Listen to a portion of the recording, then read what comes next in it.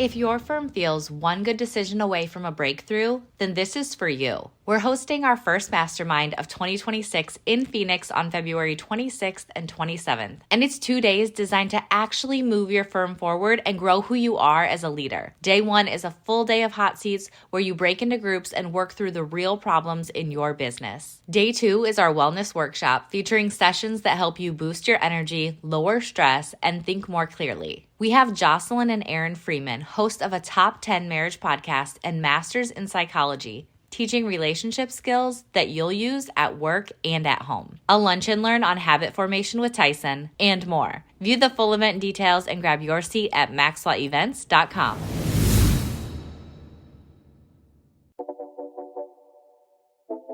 This is Maximum Lawyer with your host, Tyson Mutrux.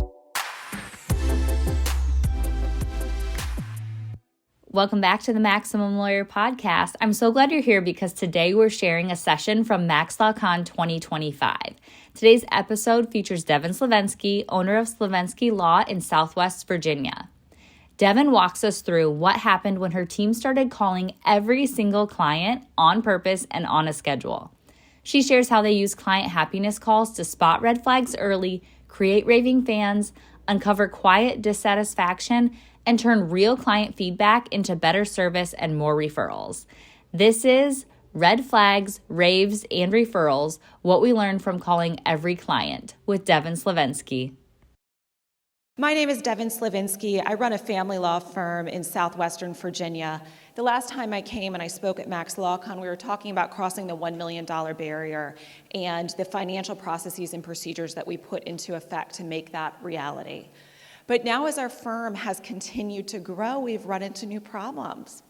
I don't know everything that's going on in every case, and it drives me a little crazy. So show of hands here, how many people here are little type A, control freaks? Okay, keep those hands in the air. And then also can we have the other hand, anybody who is trying to grow their law firm? Because I think that's a lot of people here. Not everybody. Some people just want to make their firm better. So we've got so many people with 2 hands in the air. You're trying to grow your law firm, but you also want to be in control of everything. And that's one of my weaknesses as a business leader. I want to know everything that's going on. In addition to that, we have a very high standard for client communication in my firm. We have what I would call an SLA standard where we monitor to make sure that all of our clients get responses within 3 hours, 3 business hours for any email they get. And we've got a good system that makes that not too hard on our attorneys, but it's a standard we have. So we really care about our client experience. And I want to talk to you about how we have implemented this year a client happiness call project so that we're regularly in touch with our clients, and I get that peace of mind knowing that our clients are getting the communication that they've come to trust us for and that they deserve. So we started the client happiness calls just to increase that level of contact for me to be able to have essentially quality assurance in my firm. And we're both trying to get structured data, but also some non-structured data. I mean, sometimes something comes up and there's no checkbox in our system like, does client have vacation next month? But we care and we want to be able to ask them about that and follow up conversations. So we've launched the client happiness calls. It really helps the connection that people have with our law firm. So again, why are we doing this? Our caseloads have increased. We're currently carrying about 220 family law cases right now. And as a result of that, I can't know everything that's going on. And sometimes we're not communicating as well as we can. Every client has a different level of communication that they need. And our lawyers are some of the best family law lawyers in Virginia. And, the best lawyers are really not the great at explaining, well, we're going to do this affidavit exactly this way, and then you're going to sign it, and you're going to talk to the notary, and you're going to sign it first, and the notary's going to sign it. They don't care about that kind of stuff, but the clients think it's a big deal. And these client happiness calls help us know when there have been gaps in our communication. Maybe we have a super detail-oriented client and they need to understand everything. So also we're humans. We can be at fault. Maybe we don't know something's happened. Maybe we, God forbid, told our client we were going to have some draft of something last week and we didn't get it to them when we said we would deliver. We want to be able to give our clients an opportunity to hold our attorneys accountable for that. Now, I personally can't imagine hiring a lawyer and not being willing to say to the lawyer, hey, I don't understand what's going on. I don't feel comfortable with the legal strategy. But our clients are often intimidated by us, and they don't necessarily feel comfortable telling us when they don't understand something, when they don't feel comfortable with something, or something just doesn't sit right with them. And this gives our clients an escape valve so they can let us know before their case is done and they're telling the rest of the community about how they just didn't feel right, something wasn't right about what was going on in their case. And there may have been a really good legal reason for it. I mean, how many people do have case types with, notwithstanding what Tyson had talked about today, sometimes strategically it makes sense to kind of let the case chill for a little bit. I mean, that's a legitimate strategy for me in family law under certain case types, and we need to make sure the client's comfortable with that. So how did we put this together? Well, there's people, and then there's processes and systems that we had to do. So we have a client happiness coordinator. She happens to be our intake person, but I want to talk to you today about it doesn't have to be your intake person. I think this is a great job for a college student who is trying to figure out if they want to go into law, if this is a field they want to be in. And I think that's a great place to find your first client happiness coordinator, and it's a part-time job, and it just needs somebody who's really warm, maybe somebody who's been in a service industry, retail, restaurants. Then we created a project board that populates all the data because I am a tech automation nerd, so I wanted to be able to gather data on this, see what's going on, see visual process. I need graphs and charts. So, and then, this is a process of trial and error, and I'm just going to show you where we are now. We've got a lot of room for improvement in this process. So to date, we've done about 1,200 to 1,400 client happiness calls this year, and this is how the process works. So a client calls us, and the client details are populated into the Client Happiness Coordinator's project board, which derives off of our main board. We do this in Monday, but you could do it in Asana or ClickUp or any other case project management software like that. Unfortunately, case management software just doesn't do this well. First call, the intake coordinator is going to send a welcome text message first, just letting them know who they are, and that they're another point of contact in the firm.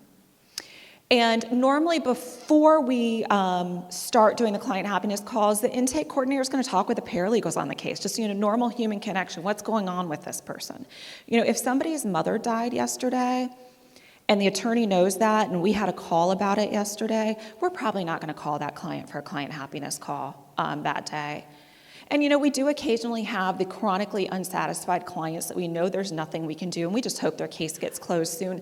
And if we know there is nothing we can do to make somebody happy, we may choose to not be constantly reminding the firm that, that we exist and that we're just going to hopefully get that case closed. We ask 4 questions.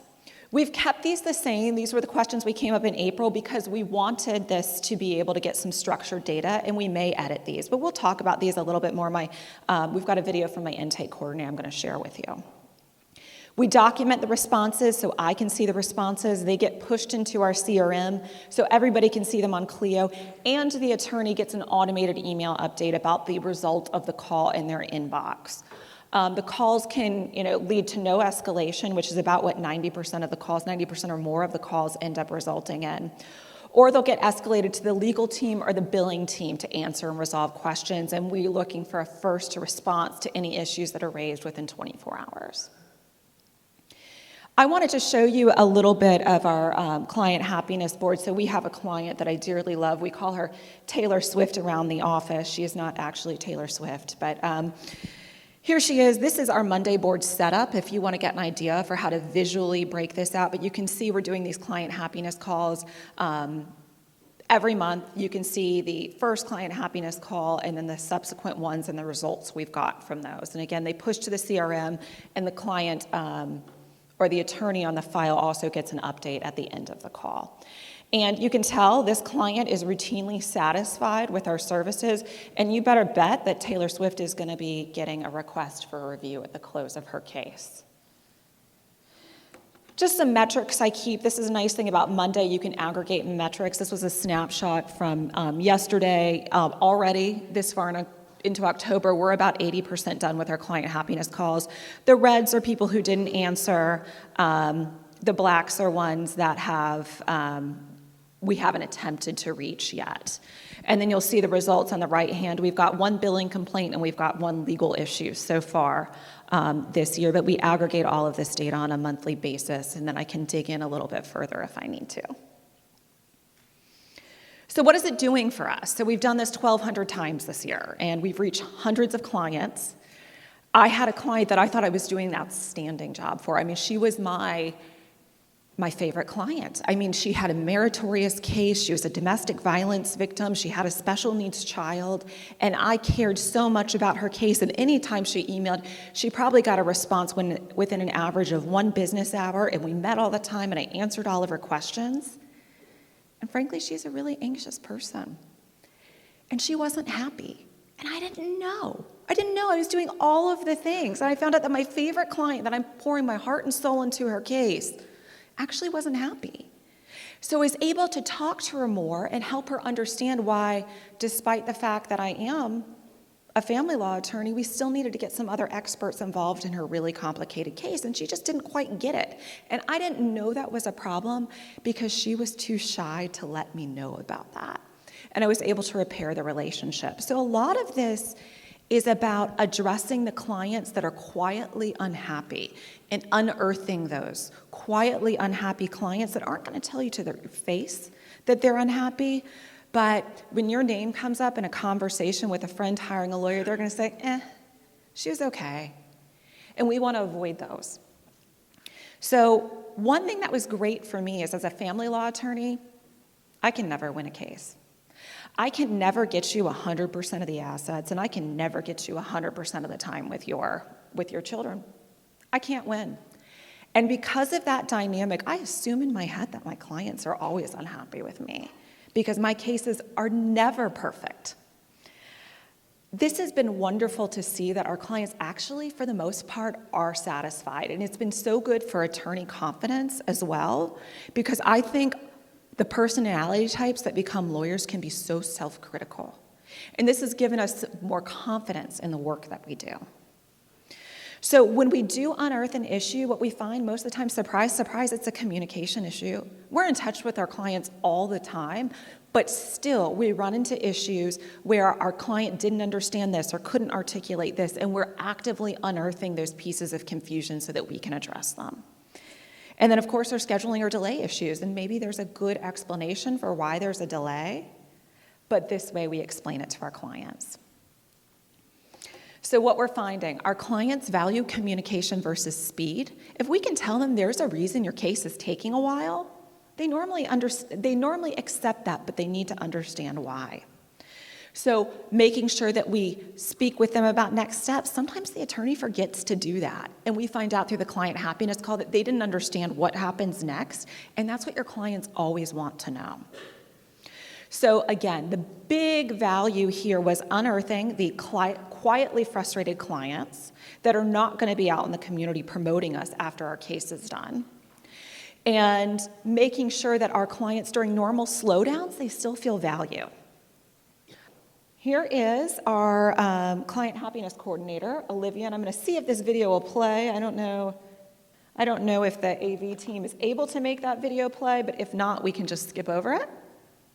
All right. Looks like we'll not be hearing from Olivia today, but if you were to hear from Olivia, she would talk to you about some of the add-ons that we get from this. Obviously, as we refine this program, this is going to start being a place from which we're going to start requesting client reviews. But another really awesome thing from this project has been finding ways to help our referral partners as well by helping our own clients. So we've helped clients get connected with estate planning firms at the end of their divorces. We've helped clients set up trusts, get matched to set up trusts. We've matched them with counselors and therapists. And so this has been another value add for our client where they perceive that we really do care about them beyond just let's get the divorce done. So again, this is a call for you to listen differently to your clients and give another way for your clients to communicate with your firm. It's a way for the type A types like me to know that your quality of representation is carrying through. And it's so important that this role is somebody independent from the legal team working on the case. And that's why we've structured this way. And what I want to do for you all for being here today is I've put some resources here on the Client Happiness Quarter position. So we've got, I believe, a job ad, a job description, and then our processes and procedures on how we do these calls, which we're constantly refining. But again, thank you so much for this. I am in the MaxLawCon Guild community all the time and happy to discuss more of how we do the client happiness calls with you at any time. So thank you again.